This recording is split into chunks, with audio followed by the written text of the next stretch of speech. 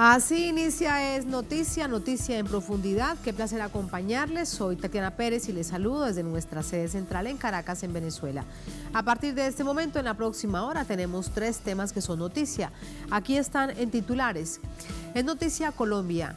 En una desafiante decisión, la justicia transicional levantó la reserva de más de 90 versiones voluntarias para imputar a 25 miembros del ejército como máximos responsables de crímenes de lesa humanidad en los llamados falsos positivos. Esto sucede en momentos en que el oscuro capítulo de las ejecuciones extrajudiciales es usado por el partido de gobierno contra la izquierda. Les contamos y lo analizamos. En Noticia de Ecuador, la mayor confederación indígena del país se activa contra el gobierno. Ante la falta de diálogo y acuerdos, activan lo que ellos han llamado el derecho a la resistencia. ¿Qué está pasando? Vamos a verlo. En Noticias Estados Unidos, ante una comisión del Senado, se presentó este martes la ex empleada de Facebook que filtró a un medio de Estados Unidos comprometedores documentos de la empresa sobre seguridad e información a sus usuarios. Esta filtración sería la razón de la caída de la plataforma por varias horas este lunes. Vamos a verlo. En Noticia, casi comienza. Bienvenidos, bienvenidas.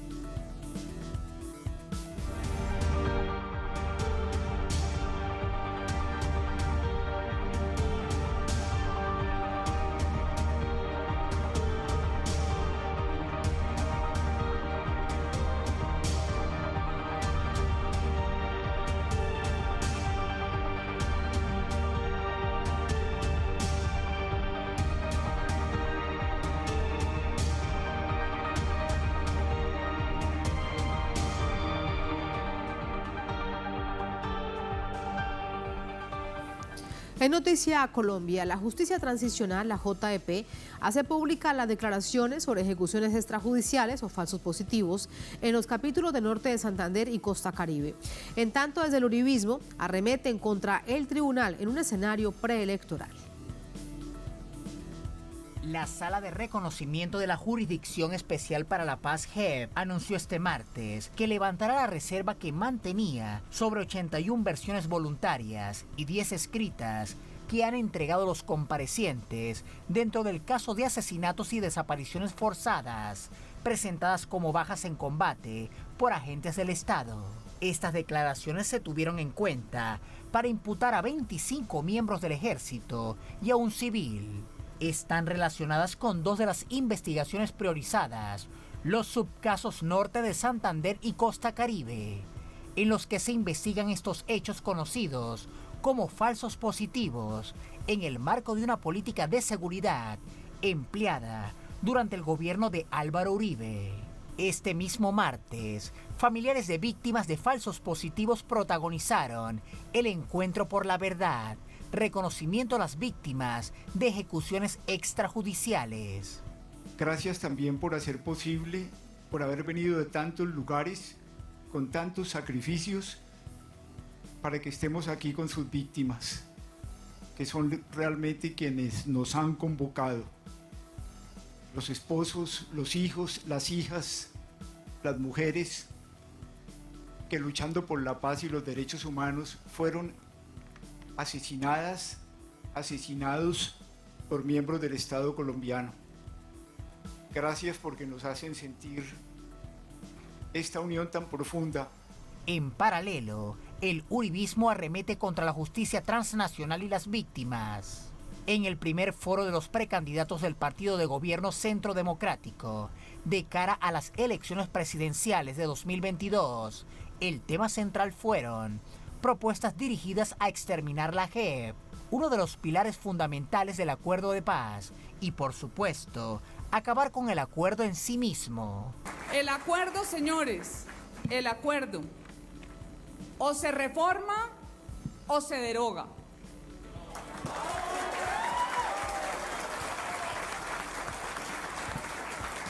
El acuerdo no es inmodificable, como nos han dicho.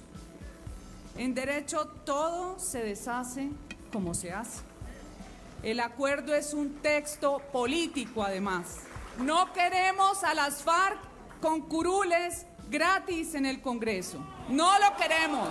La senadora María Fernanda Cabal, una de las 5 precandidatas, aseguró además que los 6.000 402 falsos positivos son un invento de la izquierda.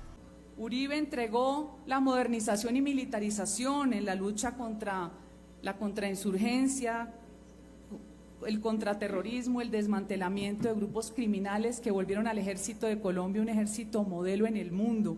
Pero eso enferma a la izquierda, porque necesitan crear una narrativa que destruya el honor de la fuerza pública. Por eso se inventan, 30 segundos, por eso se inventan 6.402 falsos positivos, pero el presidente de la JEP no publica la lista. Una vez más, el uribismo apunta a su estrategia a perpetuar la impunidad en el marco del conflicto armado y a erradicar cualquier proyecto vinculado a la anhelada paz en Colombia.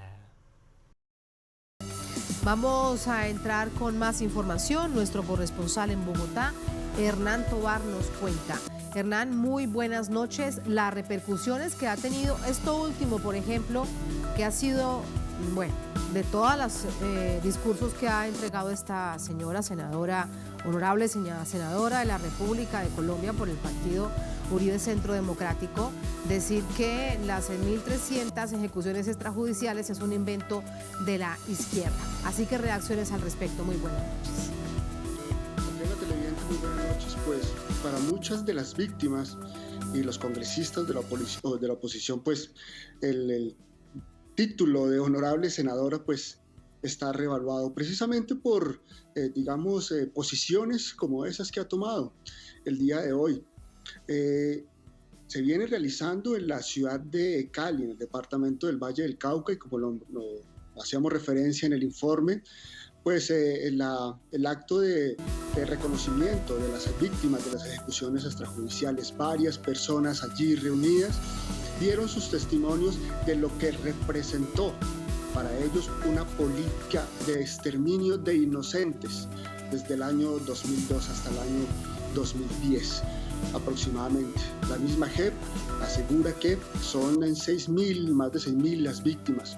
Hoy uno de los comisionados de la Comisión de la Verdad aseguró que pueden ser más las víctimas, y allí en este acto de reconocimiento, una de ellas, de las víctimas, aseguró que las 6.400 víctimas no son mentira, están allí, están los testimonios de sus familiares, están en la búsqueda de precisamente las mismas familias. Algunos siguen aún desaparecidos, otros la Jurisdicción Especial para la Paz los está buscando. Entonces, que no entiende cómo es posible que esta señora haga esas aseveraciones, pero le encuentra una explicación, porque desde que se comenzó a hablar de los acuerdos de paz, el Centro Democrático, a través de sus senadores y de sus máximos representantes, aseguraron que querían hacer trizas en los acuerdos de paz. Y así es, efectivamente, inclusive pues señalando con epítetos de fuerte calado a la Jurisdicción Especial para la Paz. Estas víctimas hoy estaban en este acto,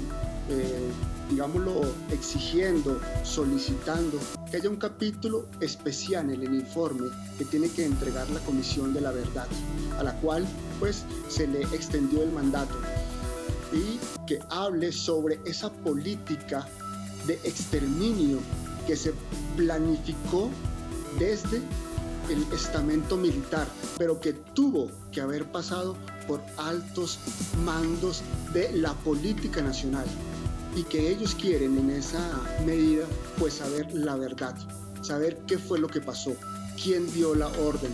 Responsabilizan de esta situación al exministro en esa época, del año 2002-2010, de Defensa, el también ex primer mandatario Juan Manuel Santos, quien firmó la paz, pero quien responsabilizan de esa situación de los falsos positivos, pero también al presidente de la República de aquella época, Álvaro Uribe Vélez, que diga la verdad y que ellos también tienen que responder.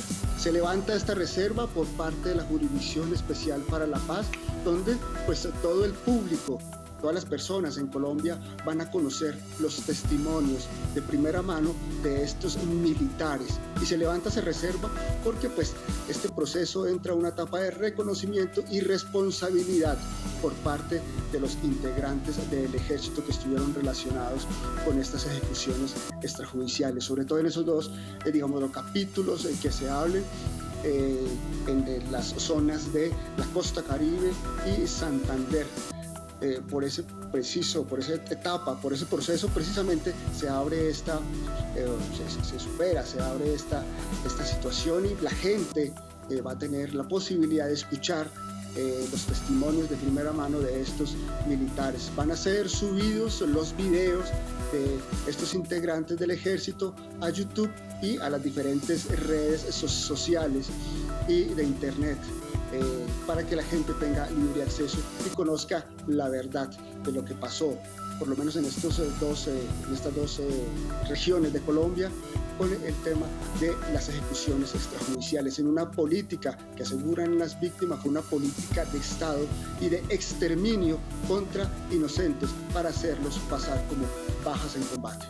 Una política sistematizada, como ha denunciado precisamente en distintos capítulos la Jurisdicción Especial para la Paz. Vamos a ver si después de que se suba toda esta información, como ha prometido el Tribunal de Paz, la JDP, la honorable senadora de Colombia va a decir que también es mentira. Vamos a verlo, todo esto lo analizamos. Gracias, Hernán, muy buenas noches. Muy buenas noches. Para ello nos acompaña la doctora Consuelo Ahumada, profesora en la Universidad Externado de Colombia, PhD en Ciencia Política de New York University, nos acompaña desde Bogotá. Profesora Ahumada, qué placer, muy buenas noches. Buenas noches, Tatiana, gracias por invitarme. A usted muchísimas gracias. Primero preguntarle acerca de esta decisión que toma la Jurisdicción Especial para la Paz. Desafiante en momentos en que la atacan por distintos flancos. ¿Cuál es su opinión? Mira, es una decisión muy importante que va de la mano también con, digamos, con el afianzamiento que ha tomado la JEP y todo el sistema integral de verdad, justicia, reparación y no repetición, el sistema de la paz, como se llama ahora, el nombre más corto. Este sistema realmente lo reconocen los, digamos, entidades que han evaluado el acuerdo, ha funcionado, ha avanzado bastante en la denuncia de la verdad, y en el caso de la JEP, por supuesto, con sus casos, hay varios casos ya macrocasos, como los llaman, el día de hoy están centrados precisamente en la conmemoración de, digamos, de las víctimas, ¿no? En homenaje a las víctimas de algunas de las víctimas de estos casos. Pero pues en enero o febrero sacaron a reducir el caso sobre los asesinatos y desapariciones forzadas que fueron presentados como caídos en combate. Eso se llama falsos positivos, ¿no? Llegaron a la cifra de 6.402.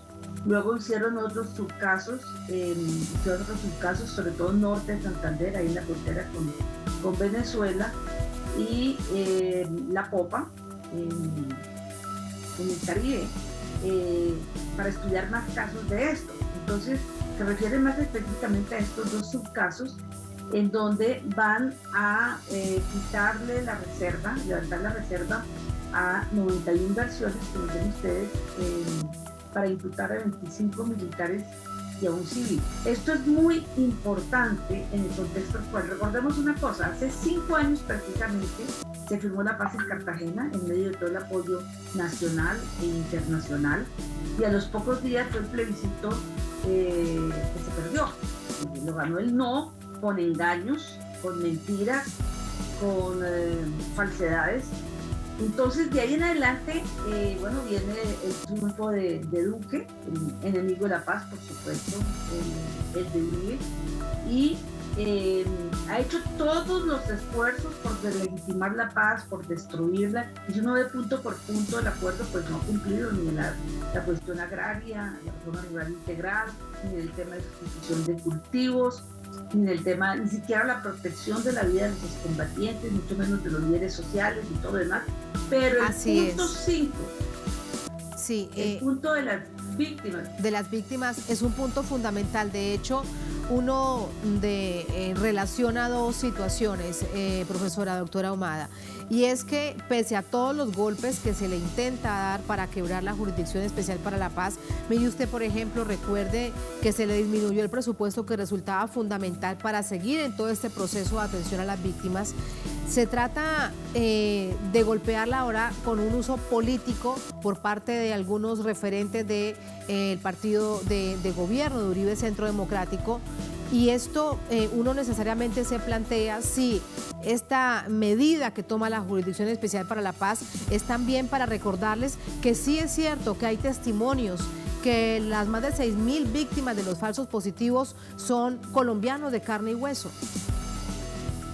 Sí, claro, pero yo pienso más bien mirándolo en un contexto político. El uribismo está desesperado porque temen pues, el desprestigio en que están con el gobierno de Duque y con todas estas denuncias, entre ellas las que ha hecho la JEP, pero muchas otras, toda la forma como reprimieron la protesta social, el estallido social de 2 meses, aquí hace unos meses, y están desesperados, no saben qué hacer. Es decir, quisieron quitar la ley de garantías para gastar la plata en compra de votos, como lo hacen siempre. Han hecho todo tipo de trucos, controlan la registraduría, controlan el software. Es decir, en eso hay alerta entre los sectores alternativos de lo que puedan hacer.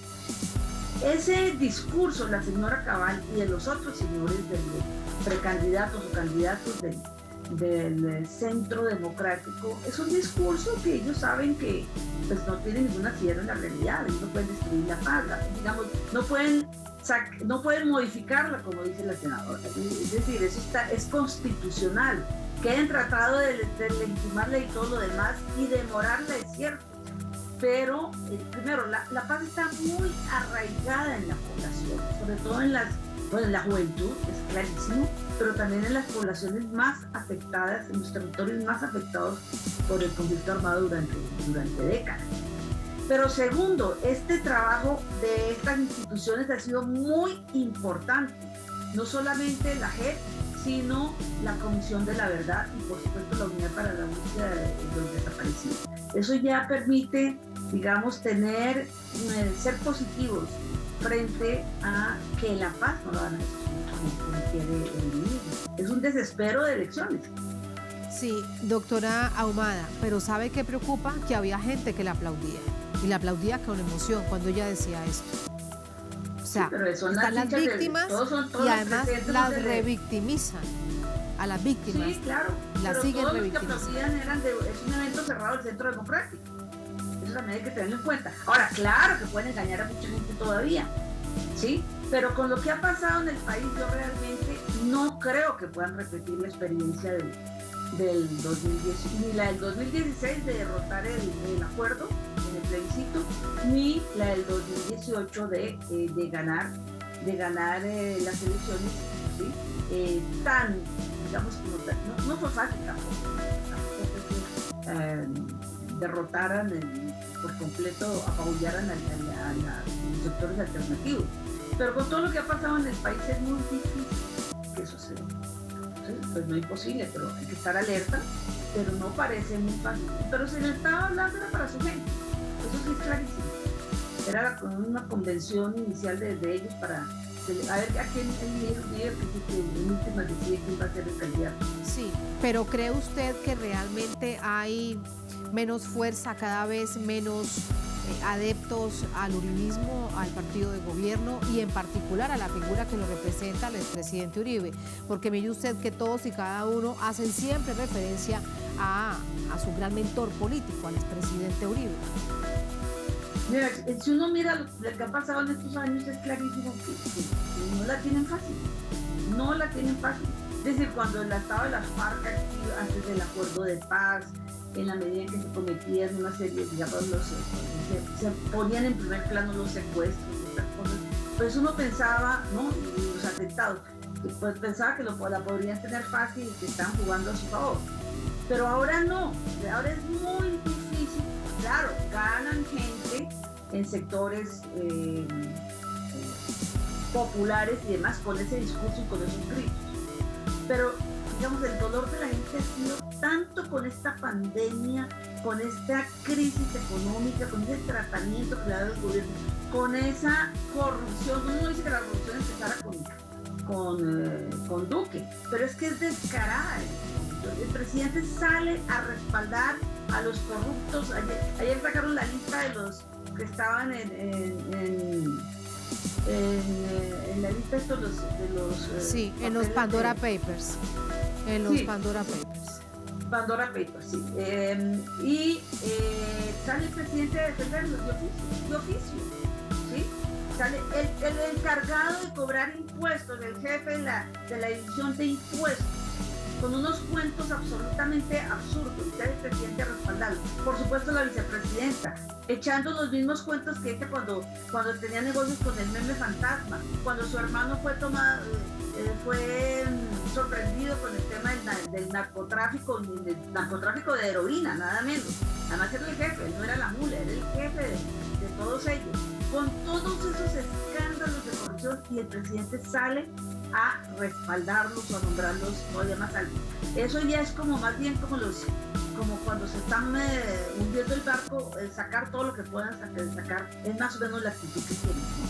Es decir, es muy complicada la situación para el partido gobierno, y por eso recurren a todo. Doctora Ahumada, incluso avivan el tema con Venezuela en la medida que puede. Claro. O sea, el discurso de Santos en la ONU es pura fantasía. ¿Sí? Sí. Es decir, mentiras, pero además pura fantasía. Mientras tanto, los demás países están reunidos en la CELAC. Estamos hablando de todos, inclusive los de derecha, reunidos en la CELAC, peleando incluso, pero reunidos y pues tratando de ponerse de acuerdo en las cosas. Él estaba en Estados Unidos hablándole a... Nadie le cree, realmente nadie le cree. Hace unos años le creían también, pero nadie le cree. La ONU no le cree. El Consejo de Seguridad no le cree sus mentiras sobre la paz, y lo han dicho. Entonces, en ese sentido, el trabajo de denuncia de la JEP y de todas estas instituciones de la paz y el afianzamiento que ha logrado la paz entre la población, o por lo menos la esperanza de la paz, el espíritu de la paz, la posibilidad de llevar a cabo los acuerdos, de implementarlos, es muy fuerte, y eso no se puede despreciar así como tan fácilmente. No se puede romper con ese Pues que así sea, doctor Ahumada, que la esperanza de la paz no se pierda jamás y nunca, aunque este gobierno no ha implementado ni el 30% de los acuerdos, pero bueno, allí está avanzando la JEP. Doctora Ahumada, muchas gracias por el análisis. Buenas noches. Muchas gracias, Tatiana. Hasta luego. Así vamos a la primera pausa en esta emisión de Es Noticia. Al volver en Noticia Ecuador, la mayor confederación indígena del país se activa contra el gobierno. Ante la falta de diálogo y acuerdos, ellos han dicho que se activa lo que llaman el derecho a la resistencia. ¿Pero qué está pasando? Vamos a analizarlo al volver en Es Noticia.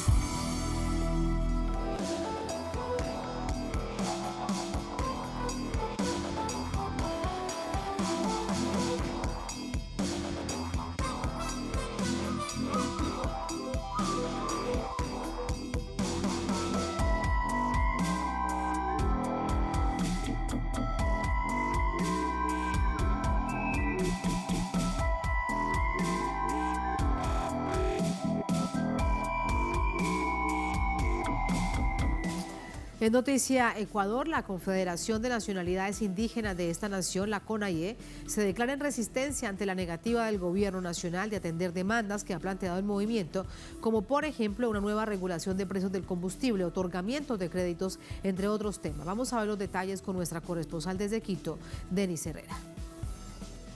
En medio de un ambiente tenso entre el gobierno y la CONAIE se realizó el primer diálogo del que resultaron diferentes versiones. Según el gobierno, el diálogo se mantiene abierto hasta encontrar una salida a los reclamos de esa organización indígena. Donde no existe una coincidencia, hemos planteado de que el diálogo debe de continuar. Debemos de continuar en mesas temáticas que vayan atendiendo cada uno de los temas para ir resolviéndolos. Por su parte, el presidente de la CONAIE ha manifestado que temas como el respeto a los derechos laborales, los créditos, la crisis del sector agropecuario, el extractivismo y el combustible eran temas fundamentales de discusión. Sin embargo, según ISA, el diálogo no prosperó. De los temas planteados, sobre todo en el tema de combustibles, no hay ninguna apertura por parte del presidente de la República. Mientras se desarrollaba el diálogo, organizaciones indígenas y de campesinos se concentraron en el Parque Arbolito, en Quito, en apoyo al sector indígena y en donde diferentes voceros expresaron sus molestias contra el gobierno. Porque nos sentimos vulnerados, pero sin embargo hemos tenido un diálogo sin resultados. Supuestamente se llama el gobierno del encuentro, ¿no? Al contrario, sería el gobierno del desencuentro, porque está vulnerando nuestros derechos. Prácticamente no hay respeto a la estructura organizativa de pueblos y nacionalidades. Ante la negativa del gobierno en avanzar en los temas propuestos por la CONAIE, resolvieron convocar de manera urgente a un consejo ampliado y asamblea extraordinaria con toda su estructura orgánica. Asimismo, fortalecer acciones efectivas por la unidad y activaron el derecho a la resistencia. Denise Herrera, Telesur, Quito, Ecuador. Vamos a entrar con el análisis. Para ello nos acompaña Pablo Dávalos, economista, analista político, nos acompaña desde Quito. Pablo, muy buenas noches, bienvenido, ¿cómo está?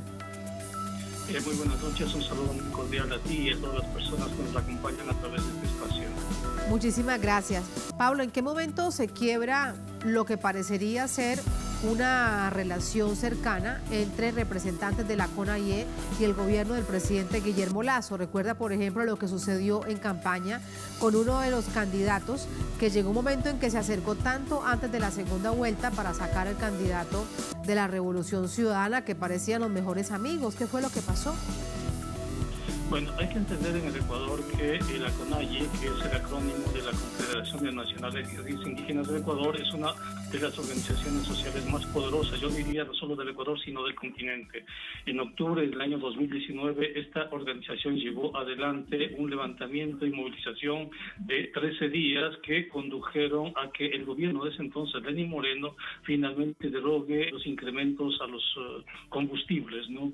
Este momento la organización indígena CONAIE ha reclamado al presidente Lasso que asimismo congele el precio de los combustibles, habida cuenta que la sociedad vive una crisis muy potente a nivel económico producto de la crisis sanitaria. En este encuentro el presidente Lasso ha dicho que no va a mover para nada el precio de los combustibles. El precio de los combustibles fue el detonante de las movilizaciones de octubre de 2019 y esta vez se convierte otra vez en el próximo detonante de nuevas movilizaciones sociales en el Ecuador. Pero, Pablo, esto se sabía que iba a suceder. Para nadie era un secreto lo que Guillermo Lasso era y representaba desde el sistema financiero, que había sido durante muchos años el presidente de un banco, además con una postura clarísima a la que nadie intentó disfrazarle. Entonces, ¿ahora por qué se extraña? No, no es una extrañeza, forma parte, diría yo, de las condiciones políticas que vive el Ecuador. En las últimas elecciones, los partidos más votados fueron el partido UNES, del expresidente Rafael Correa, luego fue el partido Pachacuti y luego fue el partido, creo, del actual presidente Guillermo Lasso. Producto de eso, en la Asamblea Nacional, las fuerzas políticas más importantes de la Asamblea Nacional son UNES, es la primera minoría, y Pachacuti, que además tiene la presidencia de la Asamblea Nacional. Entonces, para el movimiento indígena forma parte de, si tú quieres, una trayectoria de movilizaciones. Durante el periodo de la Revolución Ciudadana, el movimiento indígena fue muy perseguido por haberse opuesto al extractivismo de ese entonces, ¿no? Intentaron incluso quitarle su local. en esta nueva dinámica otra vez probablemente van a ser perseguidos. Fueron perseguidos durante el gobierno también de Lenín Moreno y ahora se confrontan al gobierno de Guillermo Lasso. Es decir, es una trayectoria en el caso del movimiento indígena con diferentes matices, con diferentes gradaciones. Ahora se enfrentan a un presidente que obedece las directrices del neoliberalismo, las directrices del gobierno norteamericano en la región, y obviamente ellos toman decisiones a partir de una democracia, es decir, han regresado a las comunidades, van a hacer asambleas comunitarias en todo el Ecuador, y desde esas asambleas comunitarias emergerá una respuesta que me imagino, como ellos lo han dicho, el derecho a la resistencia, es decir, la movilización social. Sí, antes de precisamente profundizar en esto, qué significa en Ecuador, porque cada país, cuando se hacen estos llamados, que se activa el derecho a la resistencia, tiene distintos tópicos y distintas características.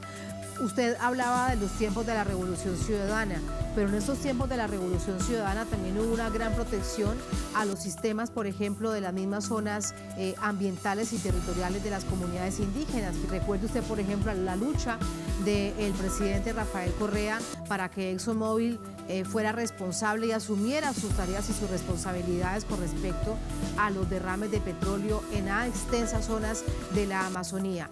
Esto quiere decir entonces que había una organización con distintas visiones, unas que discutían y se alejaba de un gobierno y otras que acompañaba, y eso ha seguido hasta este momento, hasta estos días, gobierno de Guillermo Lasso. Sí, lamentablemente el expresidente Rafael Correa dinamitó todos los puentes de acercamiento con el movimiento indígena, ¿no? Por diferentes circunstancias, en ese entonces no hubieron posibilidades de llegar a compromisos mínimos. Por el contrario, hubo una intención de cooptar al movimiento dentro de la estructura estatal de ese entonces y dentro del partido de gobierno, y al no poder conseguir eso, hubo una criminalización muy fuerte contra el movimiento indígena. Habían cerca de 600 dirigentes indígenas acusados de terrorismo por el hecho de haber reclamado en contra del extractivismo, porque el extractivismo se da y se produce en territorios indígenas, y los territorios para los indígenas forman parte de su ser político, de su estructura política. Justamente por eso ellos proponen el Estado plurinacional. Lamentablemente esos puentes no han sido reparados, no ha habido voluntad política, creo yo, de estas dos grandes organizaciones que son el actual partido UNES, que pertenece al expresidente, y Pachacuti, ¿no? Esperamos que a futuro puedan tener algún tipo de contactos, algún tipo de acuerdos que permitan superar y sobre todo que permitan la recuperación de la sociedad que está tan golpeada por el neoliberalismo del gobierno de Guillermo Lasso, ¿no? Pero efectivamente eso forma parte de la historia del país, así se dio la historia, simplemente la transcribo tal como es. Hubo un desencuentro en esa coyuntura que condujo a confrontaciones cuyas consecuencias las estamos viendo incluso el día de hoy, a no poder articular, opciones únicas en las elecciones, por ejemplo, ¿no? Pero esa historia se construyó desde hace 15 años cuando se rompieron los puentes, lamentablemente. Esperemos que a futuro esos puentes se reparen. En lo que vemos con respecto a este gobierno no es así, al gobierno de Guillermo Lasso. ¿Y cuál es la relación en este momento de la CONAVIE con los referentes parlamentarios indígenas? Usted nos recordaba, por ejemplo, a Pachacuti. Sí, la CONAIE y Pachacuti son una sola estructura, es el único partido político en el sistema político que tiene una base social tan potente. Lo que nosotros podemos ver es que Pachacuti y la CONAIE han logrado algunos, creo yo, no sé cómo calificarlos, hitos, pero en todo caso circunstancias con respecto al gobierno de Guillermo Lasso, que han definido, por ejemplo, que la propuesta de presupuesto fiscal, que obedece más al Fondo Monetario que a la realidad del país, sea rechazada por parte de la Asamblea Nacional con el voto básicamente de Pachacuti y de UNES, ¿no? Esas dos fuerzas políticas finalmente convergieron. También el presidente acaba de presentar una reforma realmente importantísima para el Ecuador, con más de 30 leyes que se iban a cambiar, entre ellas un nuevo código laboral que establecía un retorno literalmente al siglo XIX. En el código laboral que el presidente Lasso propuso a la Asamblea de Ecuador se establecía, por ejemplo, la capacidad discrecional de los patronos para despedir a los obreros, y en el caso de despido de los obreros tenían que pagar esa indemnización, no por despido, al patrón. Es una circunstancia que pocas veces se había visto. El retorno a las 12 horas de trabajo diario diarias, incluyendo los fines de semana, fue llamada por los trabajadores como una carta de la esclavitud. Ese proyecto de ley fue negado con votos de Pachacuti y fue también negado con votos de UNES. Es decir, estas dos organizaciones que podríamos llamar las izquierdas en la Asamblea Nacional actúan cuando se trata de este tipo de circunstancias de manera convergente. Por eso han logrado, creo yo, derrotas importantes, ¿no? Asimismo, el nombramiento de los directorios del Banco Central y la Junta Financiera también fue negado por la Asamblea Nacional. En otras palabras, el presidente Lasso no tiene ningún margen de maniobra con la Asamblea Nacional y tampoco tiene ningún margen de maniobra ante la movilización social. Hay dos fuerzas en la Asamblea Nacional que son muy potentes, que son muy fuertes y que en este momento se han constituido en una especie de barrera infranqueable para el presidente Lasso, y esos dos partidos son UNES y Pachacuti. Muchísimas gracias por ese análisis, Pablo. Muy buenas noches. Buenas noches, hasta pronto. Muchas gracias. Así vamos a la última pausa en esta emisión de Es Noticia. Al volver en Noticia a Estados Unidos, ante una comisión del Senado se presentó este martes la ex empleada de Facebook que filtró a un medio de Estados Unidos comprometedores documentos de la empresa sobre seguridad e información a sus usuarios. Una filtración que sería la razón de la caída de la plataforma por varias horas este lunes. Vamos a verlo y analizarlo al volver en Es Noticia.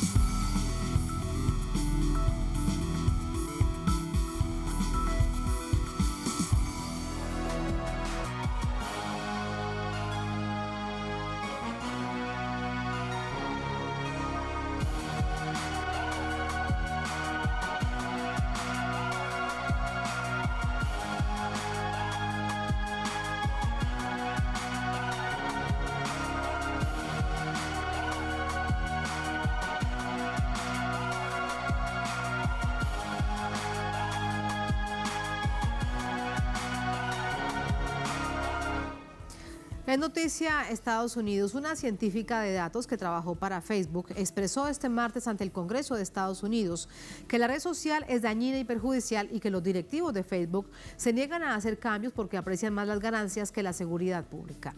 Frances Hauge declaró en la subcomisión del Senado de Protección al Consumidor que la empresa tiene una lucha deshonesta contra el odio y la desinformación y está consciente del daño que provoca Instagram a los adolescentes y niños.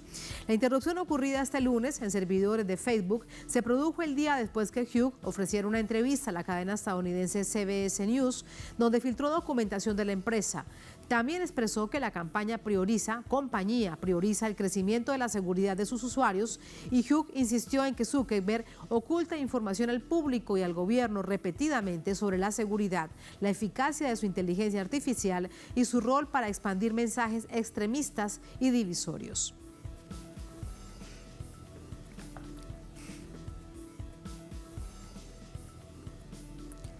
¿Cuán graves son estas revelaciones? De esto y más hablamos con Andrés Robalino, profesor en Ciencias de la Computación, nos acompaña desde Quito. Profesor, muy buenas noches, bienvenido. Gracias por la invitación. Gracias a usted. Profesor, ¿cuán graves son estas revelaciones que además hace esta ex trabajadora de Facebook y entrega los documentos que eran además internos de la empresa de Facebook?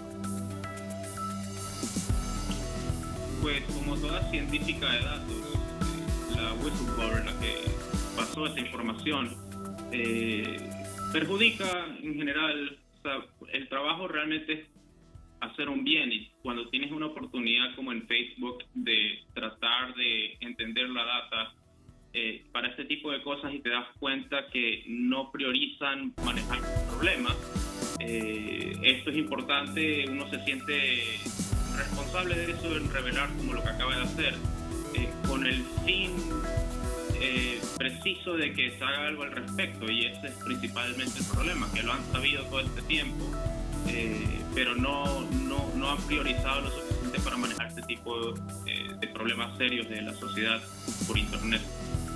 Es que es muy grave porque ella dice que hay un mensaje sistemático de odio que llega directamente a adolescentes y niños y niñas.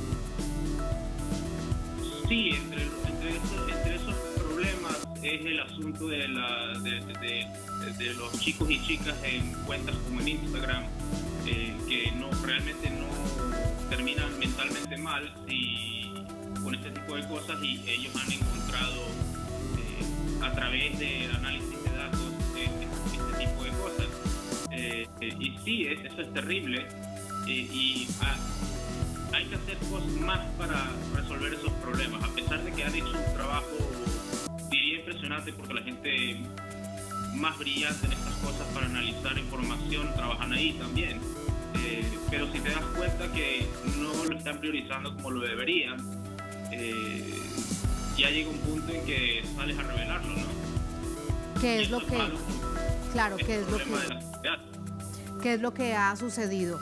¿Cree usted, profesor, que esa revelación fue la causa posterior? Porque ella se primero la revelación el domingo a un medio local norteamericano y el lunes se cae la red por más de 6 horas. Facebook, Instagram y WhatsApp. ¿Usted cree que responde a eso? No realmente. Esto fue lo de ella de revelarse, diría que públicamente lo acaba de hacer, pero ya lleva medios norteamericanos algunos días revelando esta información secreta que se llama de Facebook Files, ¿no? El incidente que sucedió, eso fue un error lamentable de ellos mismos que les costó 6 horas de caída, y esas cosas tienden a suceder, es la realidad en el mundo de software, ¿no? Ahora, lo sucedido hoy en el Senado de Estados Unidos, ¿es una oportunidad política para un grupo de parlamentarios o realmente hay algo en términos de investigación que se puede hacer para controlar aún más a una plataforma mundial como la de Facebook? Bueno, o sea, quizás con algo de este calibre, porque han sucedido incidentes que realmente fue peor, el de Cambridge Analytica hace unos años. En este caso, lamentablemente lo que revela es que no están priorizando más de lo que deberían estos problemas, ¿no? Entonces, cuando te enteras ya de esto, y es una muy buena oportunidad para de verdad mover cartas en el asunto, sí es una oportunidad para tomar eso. ¿Y en términos concretos o en términos legales se podría hacer algo? Porque es además algo tan etéreo, millones de información que circulan por Facebook, Instagram y WhatsApp. ¿Es posible hacer un mayor control legal en Estados Unidos? Eso ya no tiene experto en asuntos legales, pero ya depende cómo es el sistema allá, ¿no? Facebook está diciendo que están dispuestos que dicen que están tomando fuera de contexto ciertos análisis de ellos. Han defendido usando estudios de su propio análisis, pero lo curioso es que no está firmado por los autores del análisis del estudio científico, sino por otras personas, y sería bueno que esté por lo menos firmado de los autores científicos de eso. Y dicen que sí, porque se está presionando para que, bueno, si tanto dicen eso y dicen que han hecho bien, ¿por qué no publican toda la información? Que hay ventajas y desventajas con eso. O sea, si publican en aspectos de transparencia está muy bien, pero por otro lado también pueden suceder que se redacten cosas que malinterpretan también la información, ¿no? Y en eso se encuentra la situación. En eso se encuentra la situación. Gracias, profesor. Muy buenas noches. Pase bien. Hasta luego. A ustedes gracias por habernos acompañado. Ponemos punto final a esta emisión de noticias. Será hasta mañana. Sigan con nosotros.